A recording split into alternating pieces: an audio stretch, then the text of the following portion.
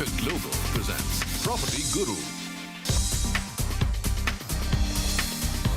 Hello and welcome, बहुत बहुत स्वागत है आपका प्रॉपर्टी गुरु में। और आज आपके लिए लेकर आए हैं प्रॉपर्टी गुरु का एक स्पेशल एपिसोड। नमस्कार, आपके साथ मैं हूं विपिन भट्ट। स्पेशल एपिसोड में आज कहानी होगी साउथ मुंबई की। जी हां, मुंबई का वो हिस्सा जिसके लिए मुंबई जानी जाती है। इनफैक्ट आप कहें कि मुंबई वही है, बाकी तो सबब्स हैं, या जब सबब्स के लोग साउथ बॉम्बे ट्रैवल करते हैं तो कहते हैं कि हम मुंबई जा रहे हैं आज। तो ऐसी है कुछ मुंबई की कहानी। आज खास तौर पे बात होगी एक ऐसी रिपोर्ट की जो ये बता रही है कि साउथ बॉम्बे एक वक्त इतना चमकीला, इतना बड़ा एड्रेस कि हर कोई चाहता था कि भाई उसका ऑफिस एड्रेस हो तो साउथ बॉम्बे का हो, नरीमन पॉइंट का हो। लेकिन वक्त के साथ वो चमक कुछ फीकी पड़ गई और अब एक बार फिर बात हो रही है कि साउथ बॉम्बे में रौनक लौट रही। तो बड़ी इंटरेस्टिंग कहानी है, पूरी सुनिएगा। और ये कहानी आज हम क्यों कह रहे हैं, क्योंकि नाइट फ्रैंक इंडिया की एक रिपोर्ट आई है साउथ मुंबई रिनेसा, और ये रिपोर्ट के पीछे जो शख्स हैं वो आज हमारे साथ स्टूडियो में मौजूद है। तो स्वागत करते हैं हम गुलाम जिया साहब का, senior ED Knight Frank India. तो सर बहुत बहुत बधाई, एक शानदार रिपोर्ट। मुंबई को नए सिरे से जानने का मौका मिल रहा है और रियल एस्टेट के नज़रिए से खास तौर पे। तो ये जो आपकी रिपोर्ट है साउथ मुंबई के ऊपर, और आप कह रहे हैं कि एक बार फिर से साउथ मुंबई अपने पुराने रंग में लौट रही है। सवाल मन में पहला ये आता है कि ऐसा क्या हुआ। एक समय मुझे भी याद है कि जो भी मुंबई से लेटर आते थे या इश्तिहार छपते थे तो नरीमन पॉइंट का एड्रेस होता था। हर बड़ी कंपनी नरीमन पॉइंट में अपना ऑफिस चाहती थी। क्या हुआ वक्त के साथ कि वो नरीमन पॉइंट ने अपनी चमक खो दी, साउथ मुंबई थोड़ा पीछे चला गया? विपिन जी, फर्स्ट ऑफ ऑल बहुत बहुत शुक्रिया, मुझे आपने आज यहाँ इनवाइट किया और इस रिपोर्ट की आज हम चर्चा कर रहे हैं। और ये चर्चा हमारे लिए ज़ाती तौर पर, मेरे लिए बहुत ही ज़्यादा इम्पॉर्टेंट है, क्योंकि आज तकरीबन 35 साल से मैं नरीमन पॉइंट या साउथ मुंबई को देखता चला आ रहा हूँ। करियर हमने यहीं से शुरू किया। पहली जॉब, जो नौकरी हमारी पहली लगी, वो नरीमन पॉइंट पर थी, फिर फोर्ट, कोलाबा वगैरह। ये वो इलाक़ा है कि अगर आज हम इसे यूँ कह लें कि वो वक्त था जब ये मुल्क की शान थी। ये केवल मुंबई का नहीं, अगर आप सारे भारतवर्ष की बात करें तो या तो दिल्ली में कनॉट प्लेस होता था, या मुंबई की अगर बात हो तो वह साउथ मुंबई होता था, जिसे हम फोर्ट, बैलेड स्टेट, कोलाबा या नरीमन पॉइंट कहा करते थे। नरीमन पॉइंट केवल इसलिए कि तकरीबन 45 साल पहले यहाँ पर आलीशान नई इमारतें खड़ी हुई। ये सारी हाई राइजेस, सारे स्काई स्क्रैपर्स हुआ करते थे। और मुल्क के लिए ये पहला वाक़या था कि एज ए CBD जनरेट किया गया ये सारा मकाम, तकरीबन 20-22 इमारतें, जिनका मकसद सिर्फ़ और सिर्फ दफ्तर या ऑफिसेस बनाना था।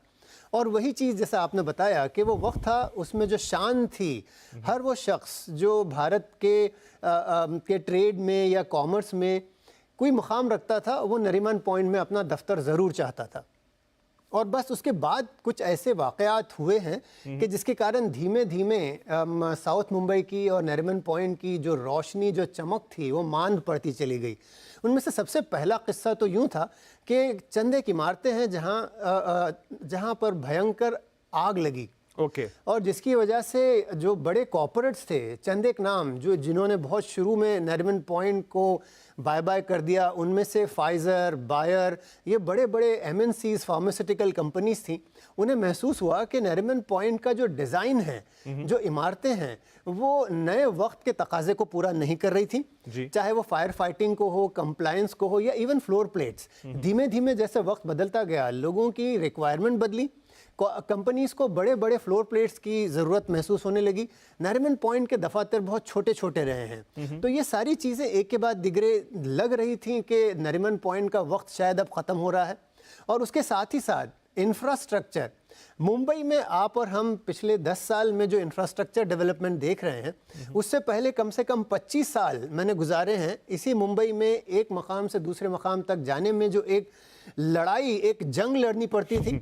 अगर आप बोरीवली में हो, थाने में हो, आपको VT में या नरीमन पॉइंट पहुंचना है तो सवेरे जब आप नहा धो के निकलते थे, दोबारा दफ्तर पहुंचते हुए दोबारा नहाने की नौबत चली आती थी।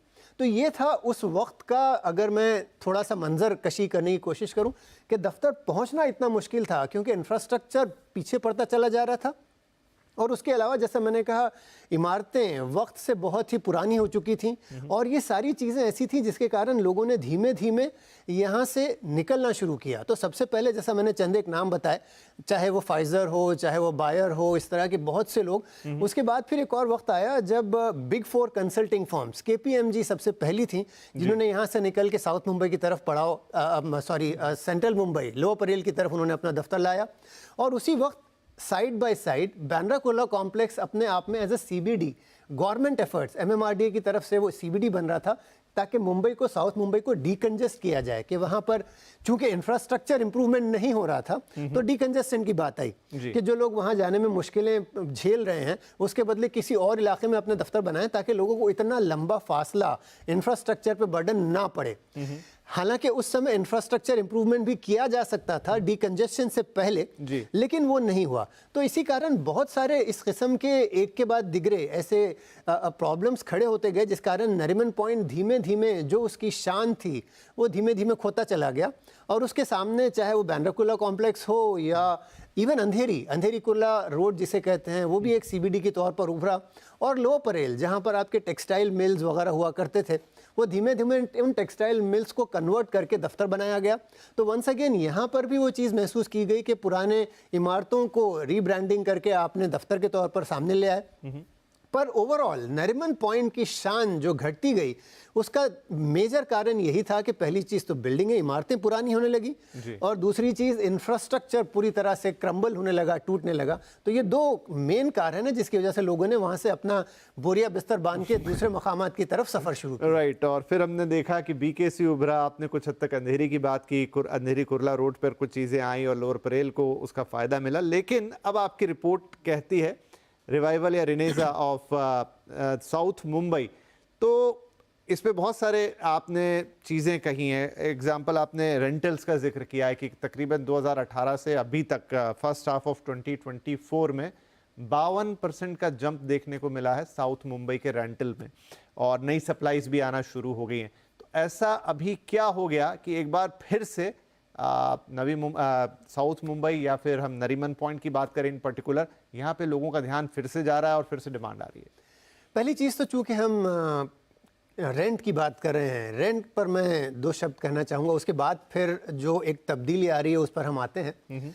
और हमारे लिए भी साउथ मुंबई की तरफ दोबारा नज़र डालने का कारण पहले तो बना ये रेंट, क्योंकि चंद एक इमारतें ऐसी हैं, ख़ास तौर से नरीमन पॉइंट पर एक एक्सप्रेस स्टार नाम की एक इमारत है जिसे चंद साल पहले अपग्रेड किया गया। जैसा मैंने बताया, यहाँ की सारी इमारतें पुरानी हो चली हैं, वहाँ पर फायर सेफ्टी के बंदोबस्त सही नहीं हैं और सारे डिज़ाइन रिलेटेड प्रॉब्लम्स काफ़ी सारे हैं। तो इस इमारत का एक दोबारा इम्प्रूवमेंट किया गया और उसे एक अपग्रेडेड बिल्डिंग के तौर पे सामने लाया गया। तो ये आज से 10-11 साल पहले इस इमारत में बमुश्किल जो रेंट्स हुआ करते थे वो शायद 200 रुपये भी क्रॉस नहीं कर पाते थे पर स्क्वायर फीट पर मंथ। और अचानक हमें दिखाई दिया कि चंद महीनों पहले हमने जब दोबारा नज़र डाली तो इसी बिल्डिंग के रेंट्स तकरीबन 500 रुपये को क्रॉस करते दिखाई दे रहे हैं। तो हमने ये सोचा कि इतना बड़ा अंतर क्यों पैदा हुआ। ये तो एक तरफ हुआ कि ये जो सडन जो रेंट का ग्रोथ हमने देखा, महसूस किया, तो ये एक तरफ हुआ। दूसरी तरफ जो एक इंफ्रास्ट्रक्चर का एक बड़ा सा एक इनकलाब जैसा मुंबई में शुरू हुआ, जिसका हमने जिक्र किया पिछले 5 साल, 8 साल, 10 साल पहले, एक नई मुहिम से शुरू हुई मुंबई में इंफ्रास्ट्रक्चर को बहुत बेहतरीन बनाने की। उसका एक जो पहलू था वो कोस्टल रोड के तैयार होने के बाद ऐसे कई लोग जिनसे हमारी बातचीत चलती रहती है, उनमें से कुछ ने बताया कि बांद्रा, जो लोग पाली हिल बहुत ही फेमस इलाका है जहां पर रिहायशी तौर पर बेहतरीन मकान है, सबसे कॉस्टली रियल एस्टेट समझा जा सकता है, वहाँ से बांद्रा ईस्ट जहाँ पर बांद्रा कुर्ला कॉम्प्लेक्स है, वहाँ जाने में आज तकरीबन 45 मिनट दरकार है। लेकिन उसी शख्स को अगर वो पाली हिल से नरीमन पॉइंट की तरफ आ जाते हैं तो उनको आज 20 से 25 मिनट पे पहुँच जाते हैं। ओके। ये 15 किलोमीटर के सामने 3 किलोमीटर आपको 45 मिनट ले जाएगा और ये 15 से 20 किलोमीटर आपको 25 मिनट में आप पहुंच जाओगे। तो ये जो एक चीज़ किसी और ने हमें बताई कि देखो ये वजह है कि लोग आज ये प्रेफर कर रहे हैं कि बांद्रा से अगर आप निकल रहे हो, चूँकि कोस्टल रोड बांद्रा से नरीमन पॉइंट तैयार हो चुकी है, जो टनल बहुत खूबसूरत रोड तैयार हुई है, तो इससे जो ट्रैवल टाइम है इतना श्रिंक हो गया है, तब हमने फिर इंफ्रास्ट्रक्चर पर ध्यान देना शुरू किया और हमने गौर किया कि इंफ्रास्ट्रक्चर के ऐसे क्या क्या काम बन रहे हैं। तो अब जो मेट्रो का भी जो काम, अगर आप यूं कहें कि कोस्टल रोड का असर सिर्फ एक एफ्लुएंट जो अपर एंड ऑफ द सोसाइटी है उनको होगा, तो फिर हम आपका ध्यान इस तरफ आकर्षित करना चाहेंगे कि मेट्रो तैयार हो रही है। मेट्रो का जो अंडरग्राउंड मेट्रो का पहला फेज ऑलरेडी लॉन्च हो चुका है पिछले 8-10 दिनों में, और अगले चंद महीनों में बाकी नरीमन पॉइंट तक के मेट्रो भी तैयार होती हुई दिखाई दे रही है। तो इससे जो हम आप जैसे लोग मिडिल क्लास या even lower end of the state, lower state of the society के लिए भी नरीमन पॉइंट पहुंचना बहुत आसान होता चला जा रहा है। तो इस तरह से जो कई सारे प्रोजेक्ट्स इंफ्रास्ट्रक्चर से ताल्लुक़ रखते हैं वो नरीमन पॉइंट के लिए बन रहे हैं। तो जो हमने जैसे मैंने आपसे जिक्र किया पहले कि नरीमन पॉइंट तक पहुंचने के लिए आपको इतनी एक जंग लड़नी पड़ती थी, वो अब इतना आसान, इतनी सुविधाजनक हो गई है वो बात कि इंफ्रास्ट्रक्चर अब साउथ मुंबई के लिए एक बहुत ही इंटरेस्टिंग पहलू बन गया है। राइट। और दूसरी तरफ जैसा आपने कहा, नया सप्लाई अब हमें बिल्कुल साफ तौर पर दिखाई दे रहा है। पिछले चंद वर्षों में भी छोटी छोटी चंद बिल्डिंगें साउथ मुंबई में आई हैं, लेकिन उसी के साथ साथ अब जो हम एक बहुत बड़ा प्रोजेक्ट, चूंकि मेट्रो का हम जिक्र कर रहे थे, मेट्रो, मुंबई मेट्रो वाले खुद अपनी एक ज़मीन पर तकरीबन 15 से 20 लाख स्क्वायर फीट का एक रियल एस्टेट प्रोजेक्ट तैयार कर रहे हैं। तो दिस ऑलमोस्ट जो एग्जिस्टिंग नरीमन पॉइंट है उसका आधा हिस्सा, अगर इस समय जो 20-22 बिल्डिंग है सब मिलाकर शायद 3.5-4 मिलियन हो, ये 2 मिलियन स्क्वायर फीट तैयार होता हुआ दिखाई दे रहा है। और ये बिल्कुल नई बिल्डिंग होगी, बिल्कुल बीकेसी से भी बेहतर बिल्डिंग बनेगी। तो ये जो एक नया रूप दिखाई दे रहा है साउथ मुंबई का, उस सारी चीज़ों को हमने इस रिपोर्ट में कैप्चर करने की कोशिश की है कि जो एक नया सवेरा हुआ है। लोग कह रहे थे कि नरीमन पॉइंट शायद मर चुका है या एक अपने देहांत की तरफ प्रस्थान कर रहा है। मैं कहना चाहूँगा कि ये तो सिर्फ एक हाइबरनेशन था, एक चंद शायद ये 10-20 साल की एक नींद थी। उस नींद से आज साउथ मुंबई जाग रहा है और जागने के बाद जो सवेरा होगा वो लोगों को चकित कर देगा। राइट। तो क्या ये सवेरा जो जिसके आप बात कर रहे हैं लोगों को चकित कर देगा, तो किसको चकित करेगा? जिन्हें नए ऑफिस चाहिए उन्हें चकित करेगा, जिन्हें यहाँ पर इन्वेस्टमेंट करनी है उन्हें चकित करेगा, जिन्हें यहाँ पर घर भी लेना है, रेजिडेंशियल भी इसका एक अहम पार्ट है, वो हम गुलाम साहब से बात करेंगे। अभी एक छोटा ब्रेक लेते हैं, ब्रेक के बाद यही 2-3 पहलू और साथ में एक और बात की क्या बीकेसी में या किसी और जगह जिस तरह की ऑफरिंग है बिल्कुल वैसी ऑफरिंग हमें देखने को मिलेगी। थोड़ा सा एग्जांपल उन्होंने दिया कि लैंड कहां से आ रही, लेकिन क्या इतनी लैंड आ पाएगी, ये कुछ एक सवाल रहेंगे कि ये कॉस्मेटिक चेंज तो आके नहीं रह जाएगा। हम उतना बड़ा सीबीडी, उतना प्रैक्टिकल सीबीडी फिर से देखेंगे। तो बातचीत जारी रखेंगे छोटे से ब्रेक के बाद। Signature Global presents Property Guru. Signature Global presents Property Guru. Welcome back. Property गुरु में आपका एक बार फिर से स्वागत है, प्रेजेंटेड बाय सिग्नेचर ग्लोबल। और आज एक बड़ा ही इंटरेस्टिंग सब्जेक्ट, साउथ मुंबई का रिवाइवल। आप मुंबई के हैं या मुंबई से बाहर के, लेकिन ये स्टोरी सबके लिए इंटरेस्टिंग है। गुलाम जिया साहब से लगातार इस पर हम बातचीत कर रहे हैं क्योंकि नाइट फ्रैंक की रिपोर्ट है जो बता रही कि साउथ मुंबई फिर से कैसे अपनी पुरानी रौनक की तरफ लौट रहा है। नरीमन पॉइंट फिर से हर किसी का एड्रेस क्यों बनने की ख्वाहिश में शामिल हो गया है। राइट। तो एक सवाल मन में आता है जो मैंने ब्रेक से पहले भी जिक्र किया कि देखिए आपने इंफ्रास्ट्रक्चर प्रोजेक्ट्स का यहाँ पर जिक्र किया है। नो डाउट जितना काम पिछले 5-8 साल या 10 साल में मुंबई में हमने देखा, चाहे वो मेट्रो रेल हो, चाहे वो कोस्टल रोड हो और तमाम बड़े बड़े ब्रिजेस हों, अटल सेतु जैसी चीज़ें हों, वो मुंबई की सूरत बदलने पर आमादा हैं। पर एक सवाल मन में आता है, शायद ये सवाल कुछ और भी लोगों ने उठाया कि अगर ये पूरे मुंबई में फैले हुए प्रोजेक्ट हैं तो इसका फ़ायदा सिर्फ साउथ मुंबई को ही क्यों मिलेगा?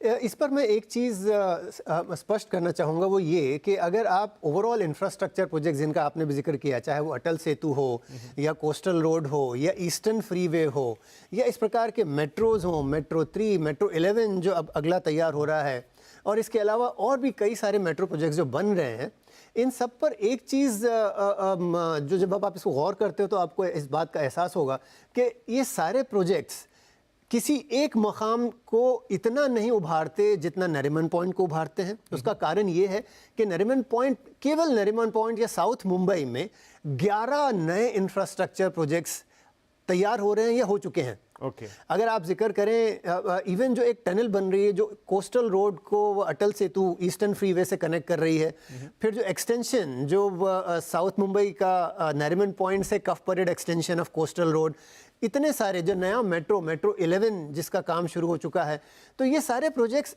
11 ऐसे प्रोजेक्ट हैं जो डायरेक्ट साउथ मुंबई को अट्रैक्ट कर रहे हैं, को कनेक्ट कर रहे हैं। इसके सामने अगर आप किसी और इलाके की बात कर लें, बीकेसी देख लें। चलिए बीकेसी में एक और एडिशनल प्रोजेक्ट है जिसे हम बुलेट ट्रेन कहते हैं, जो बीकेसी से शुरू होने वाला है, मान लें वहाँ पर है। लेकिन उसके अलावा शायद 2 ही 3 और प्रोजेक्ट हैं जो बीकेसी, चाहे वो मेट्रो हो या नए ब्रिजेस हों, एक ही 2 या 3 हैं जो बीकेसी को कनेक्ट कर रहे हैं। उसी तरह अगर हम जुहू विलेपार्ले उस तरह वेस्टर्न सबर्ब्स की बात करें, उसमें भी आपको किसी एक मकाम पर 2 या 3 से ज़्यादा इंफ्रास्ट्रक्चर के प्रोजेक्ट दिखाई नहीं देंगे, नज़र नहीं आएंगे। जबकि साउथ मुंबई वाहिद वो जगह है, अकेली ऐसी जगह है जहां पर 11 ऐसे प्रोजेक्ट चल रहे हैं। अंदाज़न जो 3.5-4 लाख करोड़ का ट्रांसपोर्ट इंफ्रास्ट्रक्चर पे स्पेंड हो रहा है, उसका तकरीबन आधा हिस्सा डायरेक्ट साउथ मुंबई को कनेक्ट कर रहा है। वो जो स्पेंड है उसका तकरीबन आधा हिस्सा डायरेक्ट साउथ मुंबई को कनेक्ट कर रहा है। तो इससे आप अंदाज़ा लगा सकते हैं कि जहां तक पूरे शहर का ताल्लुक़ है, इंफ्रास्ट्रक्चर बिल्कुल उभर रहा है। लेकिन साउथ मुंबई को ख़ास एक मकाम हासिल है, क्योंकि चाहे आप इंस्टीट्यूशंस कह लें, गवर्नमेंट कह लें, आरबीआई, कोर्ट, हर चीज़ जो कह लें वहाँ पर मौजूद रही है। तो इस कारण से उसका मकाम पहले ही बहुत थोड़ा सा ऊपर था, आला था, और ये इंफ्रास्ट्रक्चर सारे का सारा वहाँ ऑलरेडी आपको कनेक्ट होता हुआ दिखाई दे रहा है। महज ये कारण है कि वहाँ पर ज़्यादा इफेक्ट होता हुआ दिखाई देगा आगे चल। एक सवाल और मेरे मन में सर इसको लेकर कि चाहे वो बीकेसी हो या कोई और जगह जहां पर लैंड ज्यादा है। अब साउथ मुंबई क्योंकि एक तो पूरा हेरिटेज है, ज्यादा करके हम देखते हैं तो चारों तरफ हेरिटेज बिल्डिंग है, तो क्या उतनी लैंड सप्लाई आ पाएगी? आपने एक का तो जिक्र किया कि मेट्रो की अपनी लैंड है, 2-3 आपकी रिपोर्ट में और भी जिक्र हैं कि कहां कहां है, हमारे ग्राफिक्स में भी वो चीजें आ रही हैं, लेकिन वो सब मिलकर उतनी लैंड सप्लाई दे पाएंगे? हेरिटेज साइट्स को आप कितना डिस्टर्ब कर पाएंगे? तो क्या उस लेवल की सप्लाई बनेगी कि वाकई में एक प्रैक्टिकल सीबीडी फिर से वहां खड़ा हो, या फिर जैसा मैंने एक वर्ड यूज कर लिया था कॉस्मेटिक, क्या थोड़ा बहुत होता हुआ दिखेगा लेकिन उस बड़े लार्ज स्केल पे शायद ना हो पाए? देखिए, इसमें चंद एक पहलू हैं। इस सवाल का जवाब एक एक करके कोशिश करूंगा कि हर पहलू को आपके सामने लाने की कोशिश करूं। पहली चीज़ तो जैसे मैंने कहा है ग्रीन फील्ड, के जहां पर खुली लैंड, खुली ज़मीन हो जिस पर इमारत तैयार की जाए, ये कम है। जिसका मैंने पहले जिक्र किया मुंबई मेट्रो का, उनका है। रेलवेज की चंद एक लैंड है, सीएसटी स्टेशन का जो रीडेवलपमेंट हो रहा है उससे ताल्लुक़ रखती हुई चंद लैंड्स वहाँ पर आ रही हैं। उसके अलावा कुछ इंस्टीट्यूशनल्स के साथ साथ जैसे कुछ एक फैक्ट्रीज़ भी हैं, टेक्सटाइल फैक्ट्रीज़ वगैरह हैं जो साउथ मुंबई में हैं, जो धीमे धीमे तैयार हो रही हैं क्लियर ओपन लैंड की तरह सामने आने के लिए। लेकिन उसके दूसरे और एक और चीज़ है जिसका आपने जिक्र किया, हेरिटेज। हेरिटेज अगर आप आज लंदन या इवन इस तरह के जो फ्रांस में ला डिफेंस जगह पर आप जाएं, पुरानी इमारतों को एक नया रूप देके, हेरिटेज को, अपने कल्चर को, अपनी हिस्ट्री को साबित रखते हुए उन इमारतों को एक नया रूप दिया गया और ये ग्लोबली हर जगह हुआ है। तो उस चीज़ को, नरीमन पॉइंट को थोड़ी देर के लिए बाहर रख के, अगर आप बाकी जो इलाके हैं, जो फोर्ट, बैलेड स्टेट, जो हमारी शान है, जो हमारा हेरिटेज है, जो हमारी खूबसूरत इमारतें हैं, उनको रिटेन करके दोबारा रिफ्रेश किया जा सकता है। वो चीज़ भी चंद एक बिल्डिंगों में ऑलरेडी हो रहा है जो आपको साउथ मुंबई में दिखाई देंगे। Rejuvenation of old heritage structures already शुरू हो चुका है। और तीसरी चीज़ कि जब एक नई बिल्डिंग नरीमन पॉइंट में इतनी बड़ी आलीशान तैयार होगी और उसके चलते 2 बातें हो रही हैं। पहली चीज़ इसका आपने पहले जिक्र किया कि रेंट इतना जंप होता हुआ दिखाई दे रहा है, तकरीबन डबल होता हुआ दिख रहा है ऑलरेडी। और दूसरी चीज़ एफएसआई बढ़ रही है, क्योंकि मेट्रो के आने के कारण वहाँ पर टीओडी कहते हैं कि जहाँ पर ट्रांसपोर्ट इंप्रूव हो रहा है तो वहाँ पर एफएसआई ज़्यादा दी जा रही हैं। तो ये सब होते हुए नरीमन पॉइंट के रीडेवलपमेंट का भी एक बहुत ही स्ट्रॉन्ग डिस्कशन शुरू हो चुका है। अगर आज आप बाकी के मुंबई की तरफ नज़र डालें, चाहे वो साउथ मुंबई हो, सेंट्रल मुंबई हो, वेस्टर्न सबर्ब्स हो या सेंट्रल सबर्ब्स हो, जो पुरानी रेसिडेंशियल इमारतें हैं उनकी जगह पर नई इमारतें बन रही हैं जिनको आप रीडेवलपमेंट कह रहे हो। वो रीडेवलपमेंट नरीमन पॉइंट का भी होता हुआ दिख रहा है, क्योंकि आज उसके लिए एक बहुत स्ट्रॉन्ग केस बन गया है। एफएसआई तकरीबन डबल होती हुई दिख रही है, प्राइस डबल होता हुआ दिख रहा है। तो वो जो 20-22 इमारतें हैं उनका भी इकट्ठे होकर एक नया स्काईलाइन तैयार करने का भी एक जो विचार विमर्श शुरू हो चुका है और आगे चल के ये सारी चीज़ें हमें होती हुई दिखाई देंगी। नहीं, पिक्चर तो बहुत शानदार ड्रॉ हो रही, जो चीज़ें आप बता रहे हैं कि इमेजिनेशन में वो आ रहा है कि कैसा फिर से दिखाई देने वाला है पूरा नरीमन पॉइंट है, वो साउथ मुंबई का वो एक अलग से जो मैप में हमें बाहर निकलता हुआ लैंड से दिखाई देता है। अब एट लास्ट मेरा सवाल ये होगा कि इन सब चीज़ों के बीच में इन्वेस्टर्स, अब आपकी बातें सुन के डेफिनेटली उनके कान खड़े होंगे, या जो लोग निवेश करना चाहते हैं, क्या ये आपकी रिपोर्ट प्रोजेक्शंस भी दे रही हैं कि आने वाले 10 साल में चाहे वो प्रॉपर्टी के दाम हो चाहे वो रेंट्स हो, कहाँ से कहाँ पहुँचेंगे?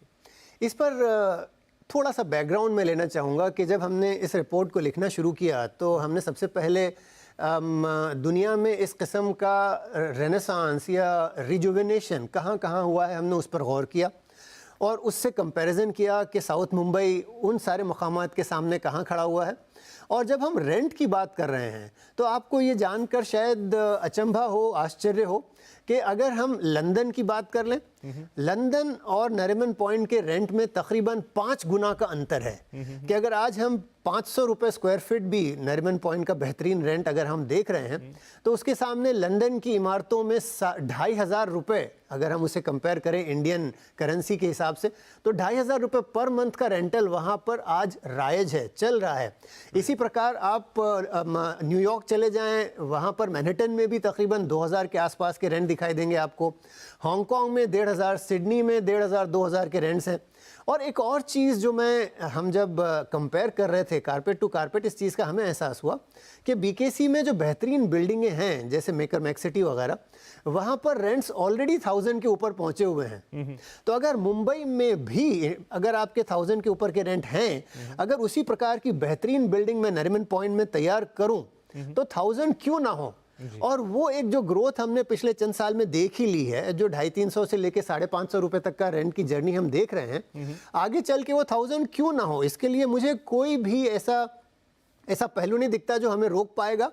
अगर हम नई इमारतें बना रहे हैं, नया इंफ्रास्ट्रक्चर मुकम्मल है और आगे चल के, जैसा एक और हमारे रिपोर्ट में हमने इस चीज़ पर गौर किया है कि अगर हम नरीमन पॉइंट को फोकल पॉइंट लेते हैं, उसे हम सेंटर लेते हैं और वहाँ से बाकी मुंबई में जाने का ट्रेवल टाइम अगर हम देखते हैं तो इस समय आधे घंटे में अगर आप यहाँ से केवल बांद्रा तक पहुँच रहे हो, आज से 5 साल बाद आप उससे और कई ज़्यादा, आज से 10 साल बाद आप नरीमन पॉइंट से 1 घंटे में सारे शहर में कांदिवली से लेके इवन अलीबाग तक बाय रोड आप पहुंच पाओगे। तो इसका सारे का सारा जो फ्यूचर दिखाई दे रहा है वो ये बता रहा है कि अगर इंफ्रास्ट्रक्चर इतना बेहतरीन है और अगर हम बेहतरीन बिल्डिंगें बना लें तो हमें और कोई रोक नहीं पाएगा। क्यों ना हम लंदन से कंपेयर करें, क्यों ना हम न्यूयॉर्क से कंपेयर करें, मैनहट्टन से कंपेयर करें, और अगर वहां पर 2,500 रेंटल हैं तो मुंबई में क्यों 1,200 या 1,500 क्यों ना हो सके। तो ये है कि ये जो आगे का जो चूंकि आपका सवाल है किस किस्म का मुस्तकबिल हम देख रहे हैं, मुझे तो ये बहुत ही रोशन और ताबनाक मुस्तकबिल दिखाई दे रहा है कि अगर 500 से 1,000 और 1,000 से 1,500 का सफ़र जो है अगले 10 साल से 15 साल, और चूंकि आपके निवेशकों की बात हो रही है उनके लिए तो जाहिर सी बात है ये 2-3 साल का गेम नहीं है, ये एक लंबे अरसे का है। और इस लंबे अरसे में जो अपसाइड आपको नरीमन पॉइंट से साउथ मुंबई में दिखाई देगा, मुझे नहीं लगता कि भारत में इस किस्म का और कोई मकाम शायद आज मौजूद हो। चलिए, तो ये बड़ा इंटरेस्टिंग रहने वाला है और थोड़ा सा इसमें पिछले 6 साल की कहानी जहां पर रेंटल 250 से 500, 550 तकरीबन 600 के आसपास आ गए हैं और आपकी रिपोर्ट के प्रोजेक्शंस के मुताबिक यहां से 1,000 या उसके ऊपर भी जा सकते हैं।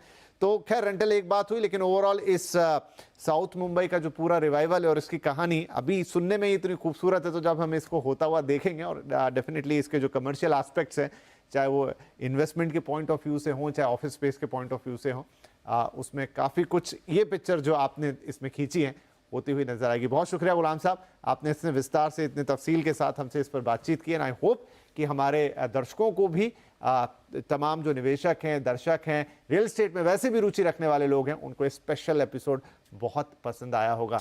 चलिए, इसी के साथ आपसे इजाज़त लेते हैं। एक बार फिर से आपका बहुत बहुत शुक्रिया। Thank you. एंड अगले एपिसोड में मुलाकात होगी। टिल देन, गुड बाय, नमस्कार। Signature Global presents Property Guru.